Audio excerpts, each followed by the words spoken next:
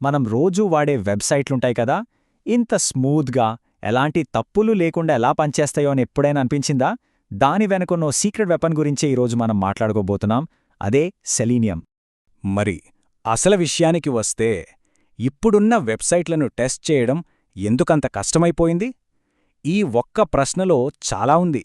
దీనికి సమాధానం తెలిస్తేనే మనకు సెలీనియం లాంటి టూల్ ఎందుకు అవసరమో స్పష్టంగా అర్థమవుతుంది. ఒక్కసారి ఆలోచించండి. ఒకే పనిని మళ్ళీ మళ్ళీ వందల సార్లు చేతో చేయాల్సొస్తే ఎలా ఉంటుంది? ప్రతి చిన్న మార్పు చేసినప్పుడల్లా ప్రతి బ్రౌజర్లో, ప్రతి ఫోన్లో అన్నీ కరెక్ట్గా ఉన్నాయో లేదో చెక్ చేయాలి. ఇది చాలా టైం తీసుకుంటుంది, బోరింగ్గా ఉంటుంది. అన్నిటికన్నా ముఖ్యంగా మనుషులు చేసే పని కాబట్టి తప్పులు జరిగే ఛాన్స్ చాలా ఎక్కువ. అందుకే ఆటోమేషన్ వచ్చింది. ఒక గేమ్ చేంజర్లా అన్నమాట. ప్రతి గొప్ప ఆవిష్కరణ వెనక ఓ సమస్య, ఆ సమస్యకు దొరికిన ఓ పరిష్కారం ఉంటాయి. వెబ్ టెస్టింగ్లో ఉన్న ఈ పెద్ద సమస్యని ఒక ఇంజనీర్ ఎలా గుర్తించాడు? అతను కనుగొన్న పరిష్కారం మొత్తం ఇండస్ట్రీనే ఎలా మార్చేసిందో ఇప్పుడు చూద్దాం. ఈ మాటలన్నది జాసన్ హగ్గిన్స్ 2004లో థాట్వర్క్స్లో ఇంజనీర్గా పనిచేసేటప్పుడు ఒక వెబ్ అప్లికేషన్ను రోజూ టెస్ట్ చేయాల్సొచ్చేది. ఈ రిపీటెడ్ పనితో విసిగిపోయి దీనికి ఖచ్చితంగా ఒక మంచి మార్గం ఉండాలి అని ఆలోచించాడు. ఆ ఆలోచనే సెలీనియంకి పునాది వేసింది. ఇక్కడ మనం చూస్తున్నది కేవలం ఒక టైం లైన్ మాత్రమే కాదు, ఇది ఒక ఐడియా ఎలా ఒక ఉద్యమంలా మారిందో చెప్పే కథ. జాసన్ హగ్గిన్స్ మొదలుపెట్టిన ఆ చిన్న Java script test runner open source అయ్యాక దాని పేరు సెలీనియం కోర్గా మారింది. అక్కడ నుండి ప్రపంచవ్యాప్తంగా ఉన్న డెవలపర్లు ఒక్కొక్కరుగా వచ్చి తమ వంతు సహాయం చేసి ఈరోజు మన ముందున్న ఈ పవర్ఫుల్ సూట్ని నిర్మించారు. అద్భుతం కదా? సరే, ఒక చిన్న టూల్గా మొదలైన సెలీనియం ఇండస్ట్రీ స్టాండర్డ్ ఎలా అయింది? దాని సక్సెస్ వెనక ఉన్న ఆ పవర్ఫుల్ ఫీచర్లేంటో ఇప్పుడు తెలుసుకుందాం. ఇవే సెలీనియం సూపర్ పవర్స్.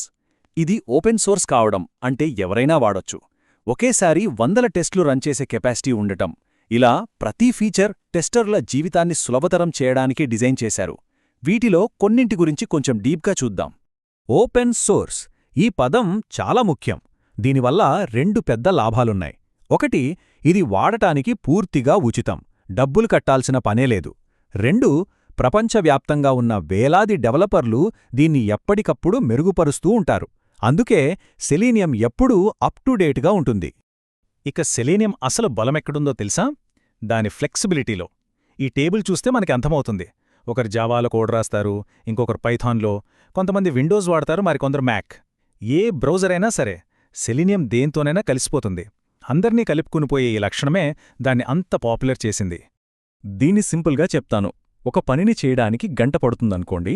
అలాంటి 100 పనులను ఒకే గంటలో పూర్తి చేస్తే ఎలా ఉంటుంది? అదే ప్యారలల్ ఎగ్జిక్యూషన్.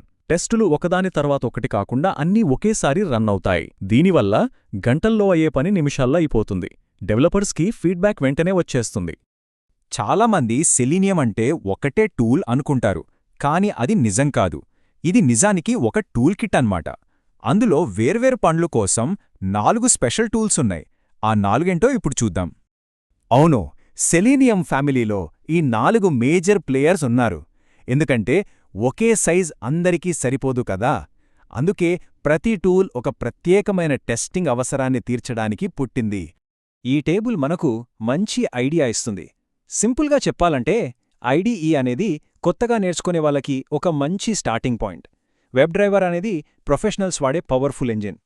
ఇక గ్రిడ్ అనేది వేగం, స్కేల్ అవసరమైనప్పుడు వాడతారు. ఆర్సీ గురించి మాట్లాడితే అది పాతది, ఒకప్పుడు చాలా ఇంపార్టెంట్, కానీ ఇప్పుడు దాని ప్లేస్లో వెబ్ డ్రైవర్ వచ్చేసింది. సెలీనియం ఐడిఈ అంటే ఆటోమేషన్ వరల్డ్కి ఇది ఎంట్రీ గేట్ లాంటిది. ఒక్క లైన్ కోడ్ రాయక్కర్లేదు. బ్రౌజర్లో మనం ఏం చేస్తే అది రికార్డ్ చేసుకుని మళ్ళీ అదే పనిని ఆటోమేటిక్గా చేస్తుంది. సింపుల్ టాస్కులకి, బగ్స్ రిపోర్ట్ చేయడానికి ఇది చాలా బాగా పనిచేస్తుంది.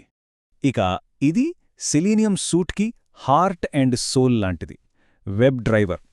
ఇది కేవలం రికార్డ్ అండ్ ప్లే కాదు. డెవలపర్లు తమకు నచ్చిన ప్రోగ్రామింగ్ లాంగ్వేజ్ ఉపయోగించి ఎంత కాంప్లెక్స్ టెస్టులనైనా రాసుకునే ఫ్రీడమ్ ఇస్తోంది. అసలైన ఆటోమేషన్ పవర్ ఇక్కడే ఉంటుంది. సెలీనియం గ్రిడ్ కాన్సెప్ట్ వినడానికి కొంచెం టెక్నికల్గా అనిపించొచ్చు, కానీ దాని ఐడియా చాలా సింపుల్. మధ్యలో ఒక హబ్ ఉంటుంది.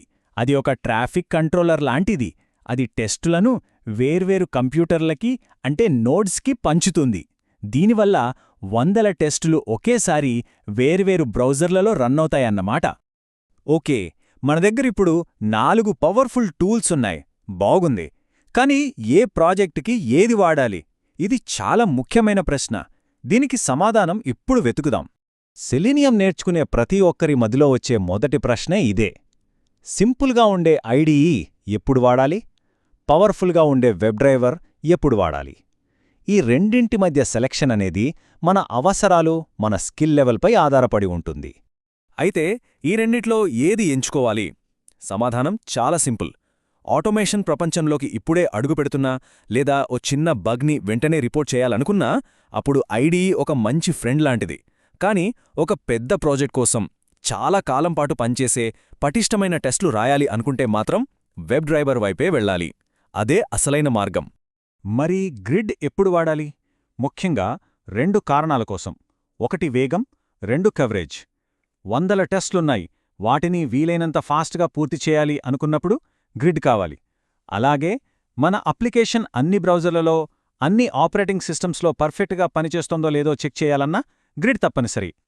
చివరిగా సెలీనియం వెనుక ఉన్న అసలు ఫిలాసఫీ ఇదే. రిపీటెడ్గా బోర్ కొట్టించే పనులన్నింటినీ మెషిన్స్కి అప్పగించి మనుషులు తమ క్రియేటివిటీ, తమ ఆలోచనా శక్తి అవసరమయ్యే కాంప్లెక్స్ ప్రాబ్లమ్స్ మీద ఫోకస్ పెట్టాలి. సో మనం ఏఐ యుగంలో ఉన్నాం. అంతా మారిపోతోంది. మరి వెబ్ ఆటోమేషన్ భవిష్యత్తు ఎలా ఉండబోతోంది? సెలీనియం లాంటి టూల్స్ ఇంకా స్మార్ట్గా మారుతాయా? టెస్టింగ్ మొత్తం అవే చూసుకుంటాయా? ఇది నిజంగా ఆలోచించాల్సిన ప్రశ్న. ఈ అంశంపై లోతుగా ఆలోచించాల్సిన అవసరముంది. ఈ విశ్లేషణను చివరి వరకు చూసినందుకు ధన్యవాదాలు.